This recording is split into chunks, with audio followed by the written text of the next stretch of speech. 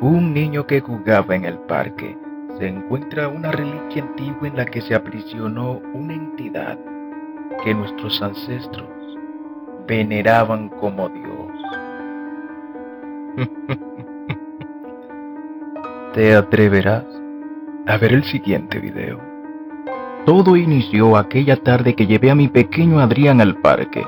Él jugaba con los demás niños y de regreso a casa me enseñó un collar que se había encontrado mientras jugaba en el parque. Era un precioso crucifijo dorado. Al llegar a casa, mi hijo todo entusiasmado se lo enseñó a su madre, mi esposa, y esta también notó la belleza de aquel crucifijo.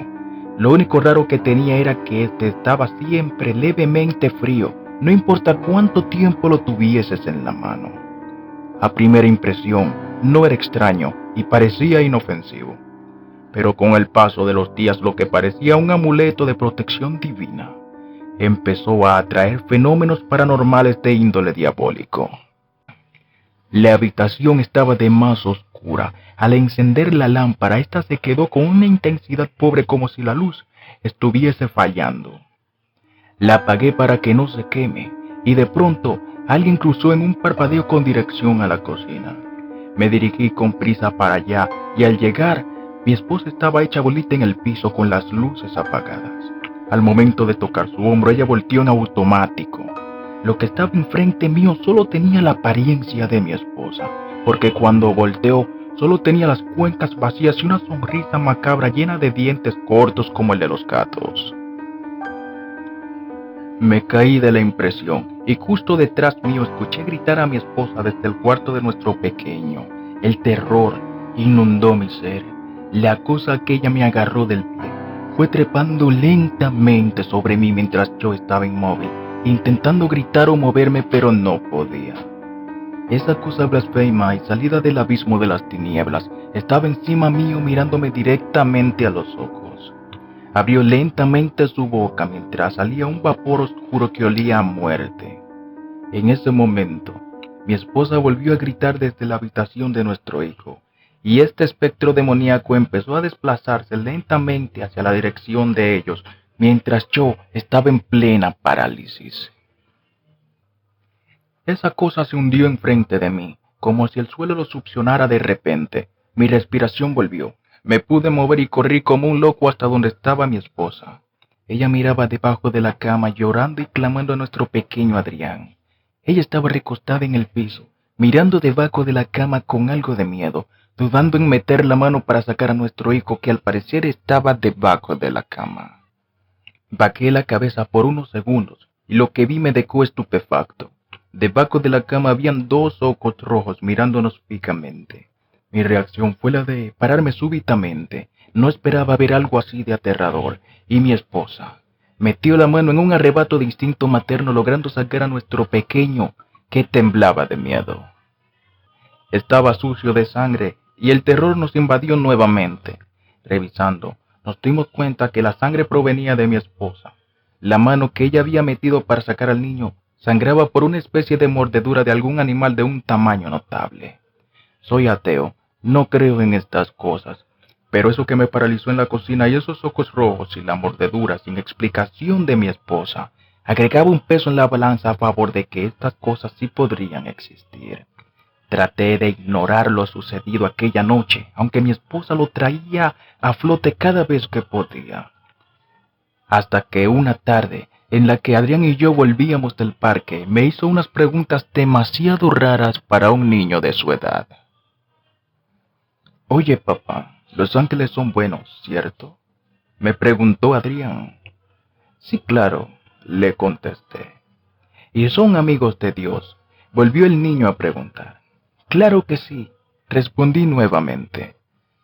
Pero el ángel que está debajo de la cama me dice cosas, papá, cosas feas. Me araña, me golpea y cala debajo de la cama porque no hago lo que él me dice. Mi corazón se aceleró casi al punto de darme un infarto. Lo que ya tenía por olvidado y pensé que fue una simple alucinación, acrecentaba cada segundo mientras yo la ignoraba. ¿Y qué te dice aquel ángel?, le pregunté. Que los mate a ambos, papá, mientras ustedes dos duermen. Cada pelo de mi cuerpo se erizó al unísono al escuchar esa terrible declaración. Estaba más que claro que eso no era un ángel, y si en verdad lo era, o lo fue, era un ángel caído. En otras palabras, era un demonio. El ambiente vívido y alegre del parque cambió bruscamente a uno inquietante y lleno de pesar por esas cortas palabras y todas las interrogantes que vinieron después de esa confesión de parte de Adrián. ¿Cómo demonios empezó todo esto? ¿Y qué explicación lógica ha de haber detrás de todo esto? Fueron las interrogantes que pasaron por mi cabeza. Llegué a mi casa intentando encontrar algo que causase esas alucinaciones.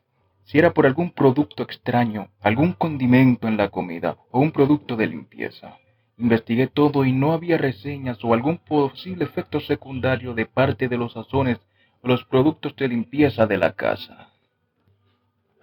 En eso, entra un gatito negro que era bastante hermoso. Salí del baño tras él pensando que entró de la calle o se escapó de algún vecino porque era bastante tierno. El gato maullaba inquieto mientras se alejaba a la habitación de depósitos que tenía en la casa. Solo se utilizaba para almacenar cosas que no se iban a usar en mucho tiempo. El gato entró a la habitación mientras maldecía porque sabía que sería más difícil encontrarlo por el desorden que estaba ahí adentro. Estaba esperando justo en la puerta. Giró su cabeza a 360 grados como en las películas. Sus ojos parecían dos brasas de fuego al rojo vivo. Esa aparición infernal me llamó por mi nombre y burlándose de mí retando me decía: Davis, ¿qué vas a hacer ahora que me diste cabida en tu casa y no pienso salir? ¿Vas a clamar a Dios? En ese instante se escuchaba como si la casa estuviese llena de personas, pues se escuchaban pasos en todas las direcciones. Ups, perdón, olvidaba que no creías en él, decía mientras reía carcajadas con una voz gutural, y el lugar se llenó de un olor a orines y azufre. Me quedé pasmado sin poder moverme. Estaba resignado a morir en ese mismo lugar, así que solo cerré los ojos y me puse en posición fetal. Solo escuchaba esos pasos por todos lados y la risa de ese ser mientras unos pasos se escuchaban cada vez más cerca hasta que me sacudieron y grité desesperado pensando en lo peor. Pero gracias al cielo, era mi esposa que según ella escuchó cómo cayó algo pesado del cuarto en el almacén. Otra noche a mi esposa y a mí nos despertó el maullido de un gato en eso de las 2 de la madrugada. Lo curioso es que se escuchaba en la habitación de al lado, o sea, en la habitación de nuestro hijo. Intentamos encender la luz del pasillo, pero ésta no encendió, así que como pudimos entramos y nos topamos con una escena dantesca. Nuestro hijo estaba gateando por el techo mientras emitía aquel tétrico sonido. Mi esposa casi se desmaya de la impresión, y yo solo expectaba cómo mi pequeño Adrián nos miraba desde allá arriba, retorciendo su cuerpo en una manera imposible, a la vez que el sonido de sus huesos tronando en medio de la oscuridad de la noche nos ponía en jaque mate. Ahí fue cuando me armé de valor y decidí romper el juramento que hice cuando tenía 10 años. Clamé a Dios diciendo las siguientes palabras: Señor, sé que no soy el más fiel de tus hijos. Me aferro a la idea que no existías porque a mi padre lo mataron unos asaltantes una noche que volvía de misa. Pero te pido por favor que ayudes a mi hijo. En ese momento el niño empezó a descender lentamente hasta caer en la cama y empezó a burlarse diciendo: Escoria humana, mira qué hipócrita eres. En momentos de desesperación clamas a algo que ni siquiera existe, tal y como lo hacen todos los demás. Solo se acuerdan de Dios en momentos de tribulación. Esas palabras fueron como un golpe sin manos. En parte era cierto lo que decía. Y yo clamé a Dios nuevamente diciendo: Señor, lo que dices es cierto, pero te pido en el nombre de tu Hijo Jesús que ayudes a mi pequeño Adrián porque de ellos es el reino de Dios. El espíritu que estaba en el cuerpo de mi hijo empezó a gritar como un puerco cuando lo están matando. Adrián empezó a volver a la normalidad. Esa misma noche nos fuimos a la casa de mi madre a pasar la noche allá con todo lo que pasó. Nuestra casa no era un lugar seguro. Cerrando la casa, se podía escuchar cómo todo estaba cayendo y derrumbándose. Amanecimos en un hotel y en la mañana salimos corriendo a casa de mi madre. Esa mañana, mientras los tres tomaban café, la madre escuchaba atenta todos los sucesos que contaba su hijo y la desgracia que le había tocado vivir a su nieto Adrián. Esta señora mostraba una seguridad inquebrantable, otorgada por la severidad de los años que no habían sido tan benévolos hacia ella. Mientras escuchaba las palabras de su hijo, al mismo tiempo, la ansiedad recorría su cuerpo al recordar un escenario vivido ya hace muchos años. Todo lo contado apuntaba a que el día no deseado había llegado y que las amenazas dichas por aquel demonio durante el exorcismo comenzaban a tomar peso. Matilde recordaba que en sus tiempos de juventud, un espíritu de las tinieblas poseía a una joven de unos 14 años, una pequeña adolescente que a pesar de su baja estatura y complexión delgada, había tenido que ser inmovilizada por 4 hombres quienes la ataron de manos y pies.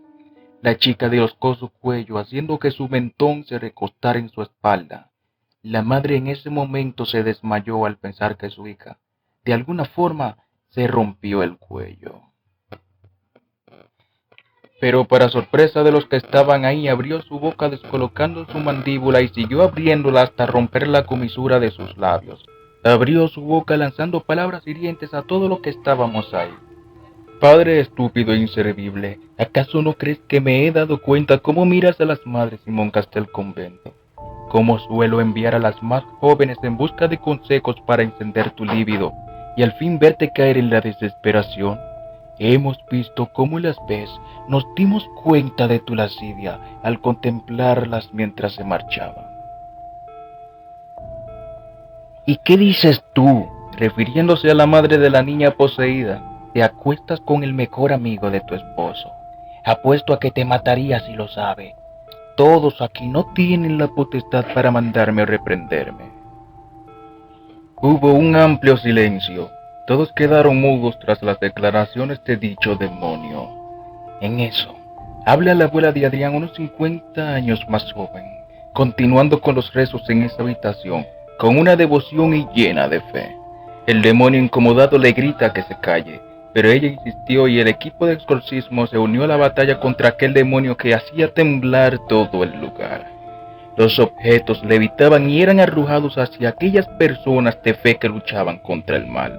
El padre empezó a gritar las 12 verdades, y el demonio en el cuerpo de la pequeña por cada verdad que mencionaba quebró una articulación del cuerpo poseído. Casi al final de la 12ª verdad el demonio miró al padre y le dijo: no la salvarás, no a esta. Y luego miró a la abuela de Adrián y le dijo: por tu culpa no logré mi cometido, nos veremos más adelante y juro que lo pagarás bien caro. Cuando el padre terminó la oración, el demonio dio un grito tan aterrador que las bisagras de las puertas y las ventanas se aflojaron, dejando el cuerpo sin vida de la pobre niña antes poseída con fracturas e inerte. El exorcismo, de cierta manera, fue un fracaso. Luego de ese exorcismo, el padre se retiró en un monasterio del Vaticano. La abuela de Adrián volvió de sus pensamientos y le dijo a David, su hijo: él ha vuelto. Es una entidad muy poderosa. Ha estado aquí en la tierra milenios antes que los humanos fuésemos creados. Ha estado presente en los principales crímenes y desgracias de la humanidad. No sé si podremos exorcizarlo. Minutos después, a cientos de kilómetros alejado de toda urbanidad, suena un teléfono antiguo. Unos monjes de apariencia senil reciben la llamada y llaman a un señor de años que hace mucho tiempo ejercía el oficio de exorcista. Le dieron el mensaje que él tanto había estado esperando durante años, puliendo su fe como un samurái afila su espada antes de una batalla. Una ex compañera tuya nos llamó. Dijo que el demonio de aquella vez había aparecido. Los ojos de aquel anciano se encendieron como 2 brasas de fuego, como si esas palabras cual conjuro activaran el vigor y la vitalidad en su cuerpo ya cansado. Cuando salía del monasterio vio un pajarillo muerto del cual comían las hormigas. Sintió como si esto fuera un presagio de lo que iba a pasar, pero siguió con paso firme rumbo a la dirección que le habían dado por teléfono. Camino hacia su destino, dicho padre veía sombras a ambos lados de la carretera que se lanzaban contra el auto intentando embestirlo. Todo esto aumentaba la tensión que el padre Rogelio sentía y esa extraña sensación en las tripas que algo andaba extremadamente mal. A lo lejos, faltando pocos kilómetros para llegar a la dirección, tan cerca que se empezaba a ver el paisaje campesino y una pequeña casa al final del camino. Algo preocupaba al padre Rogelio, algo que ni sus ayudantes ni el conductor podían ver encima de la casa. Flotando a unos metros se observaba un humo negro que daba vueltas en círculos alrededor de la casa. Lo que le preocupaba no era la sombra en sí, lo aterrador era lo que esta sombra decía. Todo aquel que intente ayudar a esta alma perdida será arrastrado a las profundidades del Averno. Repetía esas palabras como una advertencia hacia aquellos que podían escucharla. Tanto el chofer como mis ayudantes parecían no notar esta malévola presencia y mucho menos escucharla. Ese mensaje estaba dirigido a aquellos que tenían un don espiritual. Entramos a la propiedad de la hacienda y el ambiente cambió al instante. Empecé a sentir náuseas y escalofríos que terminaban con una corriente eléctrica en mi espalda. La sombra cambió, dejó de dar vueltas en círculos. Se cayó por unos instantes y sentenció una frase que por leves instantes hizo temblar esa pequeña hacienda. Al fin apareces, fracaso de exorcista. No sabes cuánto tiempo anhelaba con llevarte a las profundidades de las sombras donde serás atormentado por los siglos de los siglos. Automáticamente me percaté que la posesión estaba en una avanzada fase de infestación. Cuanto más nos acercábamos a la casa, más densa y contaminante era la bruma y el miasma que emitía dicha entidad. Mis discípulos, a pesar de no poder ver la bruma del demonio, eran afectados y se les notaba en el semblante mostrando decaimiento.